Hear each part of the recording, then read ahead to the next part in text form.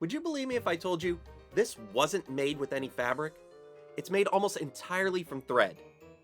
Hello friends, and welcome to Parks Crafty Creations. I'm your host, Brian Parks. Have you ever looked at an embroidery machine and thought, that looks really cool, but I have absolutely no idea where to start? If that's you, you're in the right place. Whether you're trying to figure out how to get started with machine embroidery, looking for your very first project, or you're simply new to machine embroidery in general, today's video is for you. Today, we're making one of the easiest embroidery projects a complete beginner can tackle. Along the way, I'll share some of my favorite beginner tips, tricks, and we'll be putting this affordable polyester embroidery thread from... Okay, I'm going to be honest, I don't actually know the correct pronunciation of the company. So I'm going to put the name here, right here. That way, I don't completely butcher the pronunciation.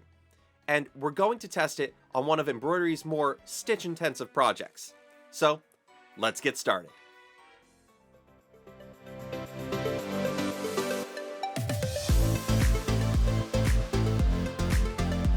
For today's project, you really don't need much. Of course, you'll need an embroidery machine. You'll also need a freestanding lace embroidery design. These designs are specially digitized so the stitches lock together and create the finished project without any fabric underneath.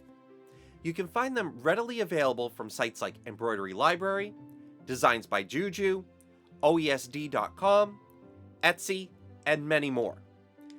Next up is water-soluble stabilizer, and this is really the secret ingredient that makes freestanding lace possible. It's going to support all of those stitches while the machine is working, and once we're finished, we'll simply rinse it away with water. You'll also need a fresh embroidery needle and your embroidery thread. Now, normally I use rayon embroidery thread, but today I'm trying something different. I was sent this 100% polyester embroidery thread set to test out, and I thought a freestanding lace project would be a great way to see how it performs. Freestanding lace uses a lot of dense stitching, so if a thread is going to give me trouble, this is usually where I'll find out. And I can usually quickly diagnose if it's the thread causing the problem, since this project doesn't have anything other than the stabilizer to contend with.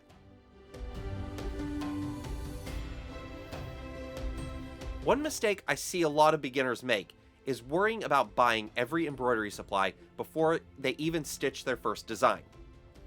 Don't. Start with a simple project. Learn your machine, and build your collection as you go. It'll save you money, and honestly, it'll make the learning process a whole lot less overwhelming. Alright, let's get our stabilizer hooped and start stitching. When I first got started into embroidery, I didn't even know water-soluble stabilizer was a thing. So, when I saw one of these projects, it looked like almost magic in itself. And in a way, it kind of is. When we drop our finished project into a bowl of water to dissolve it, it turns into a sort of glue-like substance, leaving behind the interlocked threads. But it doesn't entirely go away. That glue-like substance is going to coat our thread, and as it dries, it'll harden and encase our project, permanently binding our stitches together.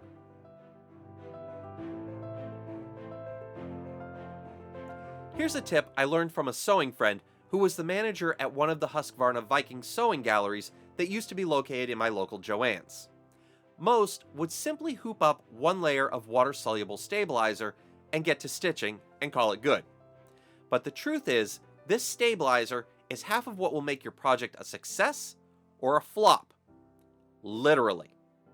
Think about what you're making and how stiff you want the final piece to be. There's tons of freestanding lace projects out there. If you're making mug cozies, one layer may be just fine, so it has some give and bend to it. But if you're making an ornament, earrings, or a pendant, you might want something with more structure. To do that, we'll add a second layer of stabilizer. More often than not, I'll default to 2 layers as my go-to. Every embroidery machine is a little different, so I'm not going to walk through every single button press today. Instead, I want to focus on the overall process.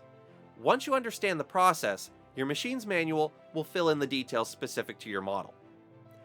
One difference with an FSL or freestanding lace project compared to your usual embroidery project, you'll be able to see it from both the front and the back. With most normal embroidery projects, you can bulk buy bobbin thread in white or black for the back, usually at a significantly lower cost compared to the normal colored top thread. But for an FSL project, we're going to need to use the top thread color in our bobbin as well. So I'll start by filling my bobbins with my colored thread, so they'll match. Next, we'll follow our machine's instructions to attach our hoop, thread our machine, and load our design. When you purchase your designs, usually you'll get a PDF or a JPEG image with a chart that tells you about the colors for the design and what order they'll stitch out in. I usually keep that up on my computer next to me for a quick reference for what color to load next. This project is simple with only 2 colors, and since we're coming up on spooky season pretty soon, I'm going to make my mom a cute spider pendant necklace to go with the costume she's planning. For those of you afraid of spiders, sorry, but this one also lets me demonstrate how you can use the glue from the stabilizer to help shape the final piece too. In this case, I'm going to bend the legs at the joints once we've dissolved the stabilizer to give it a more 3-dimensional look. Now that we have the stabilizer and hoop installed, and we've correctly threaded our machine and loaded the design, we're almost ready to start stitching.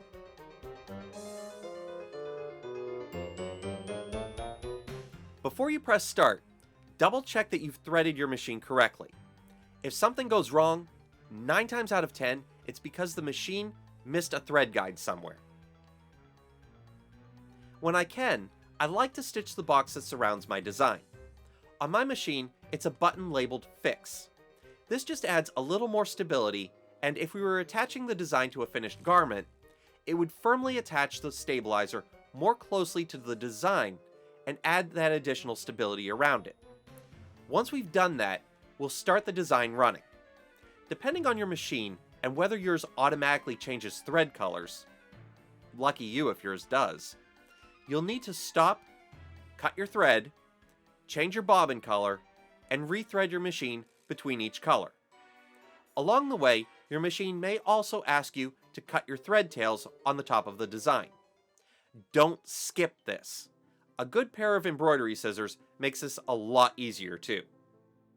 Because I'm also testing this thread, I'm running my machine at full speed.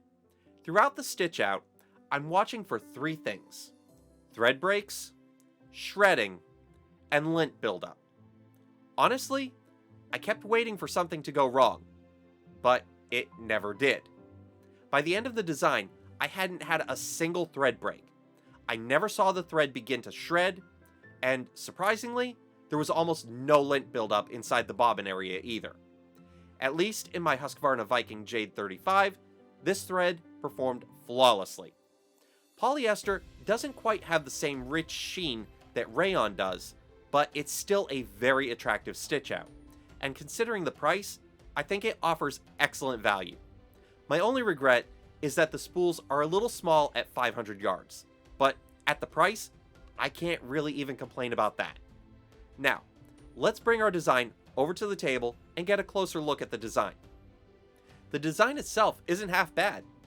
Just a quick note, you can see where part of the design is a little light on thread in the abdomen, where you can see through it a bit. This is more of a fault of the design itself than the thread. If I wanted to, I could have run over this part a second time to better fill that in. The back doesn't even look too bad. About normal for what I see on the back of most of my stitch outs. Now, let's get this spider out of that stabilizer. We'll start by cutting the excess stabilizer off around the design.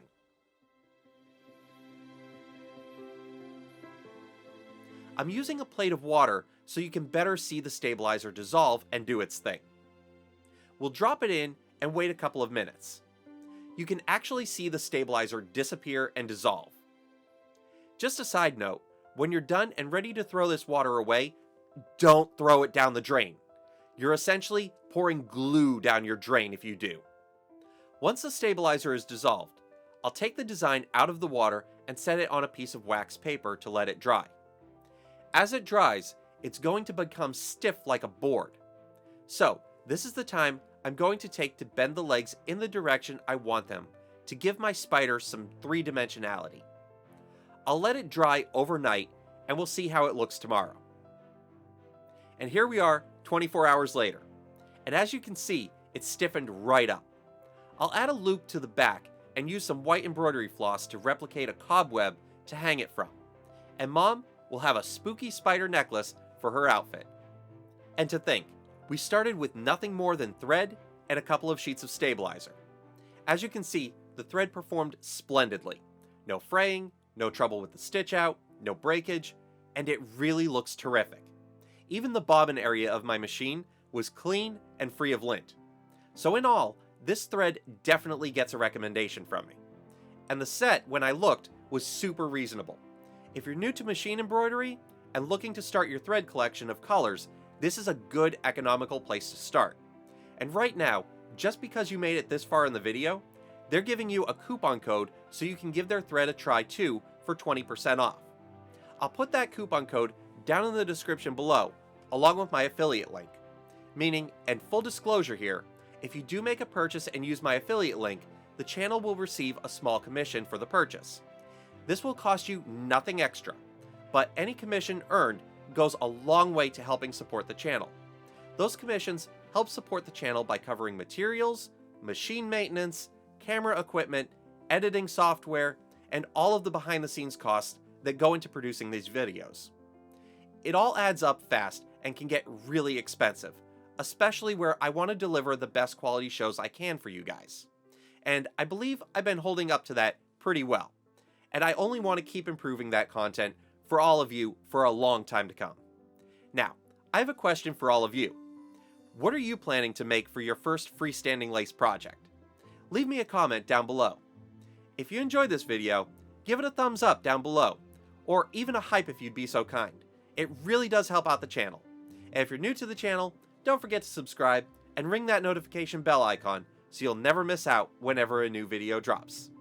Thanks so much for joining me today. I've been Brian Parks for Parks Crafty Creations. Happy sewing, and I'll see you next time.